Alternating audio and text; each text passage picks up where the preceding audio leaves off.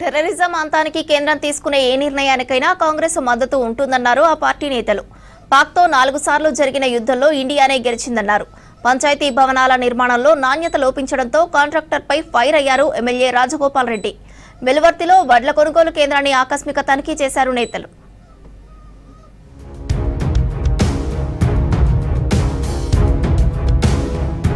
ఉగ్రవాద నిర్మూలనకు కేంద్రం తీసుకునే ఏ నిర్ణయానికైనా కాంగ్రెస్ పార్టీ పూర్తి మద్దతిస్తోందన్నారు భువనగిరి ఎంపీ చామల కిరణ్ కుమార్ రెడ్డి.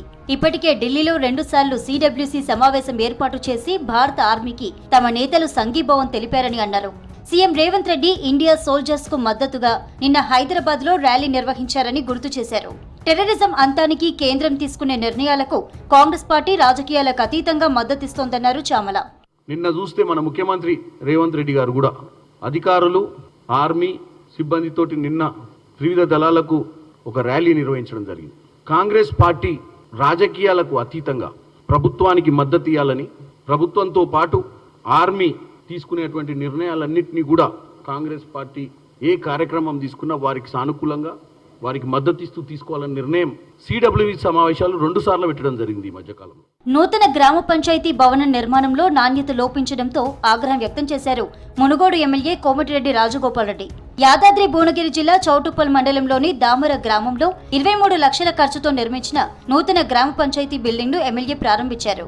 భవనం లోపల పరిశీలించడంతో నాణ్యత లోపం కనబడింది. దీంతో కాంట్రాక్టర్పై ఆగ్రహం వ్యక్తం చేశారు. ఆ తర్వాత చౌటుప్పల్ మున్సిపాలిటీ కేంద్రంలో కస్తూర్బా గాంధీ బాలికల జూనియర్ కళాశాల భవనానికి శంకుస్థాపన చేశారు.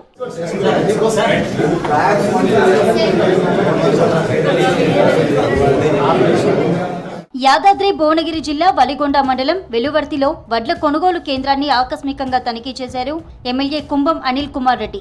రైతులకు ఎలాంటి ఇబ్బందులు జరగకుండా వడ్ల కొనుగోళ్లు త్వరగా పూర్తి చేయాలని అధికారులను ఆదేశించారు. లారీల కొరత లేకుండా చూడాలని, వెంటనే వరి ధాన్యాన్ని మిల్లులకు తరలించాలన్నారు. ధాన్యం కొనుగోళ్లపై నిర్లక్ష్యం వహిస్తే ఉపేక్షించేది లేదని హెచ్చరించారు ఎమ్మెల్యే కుంభం అనిల్.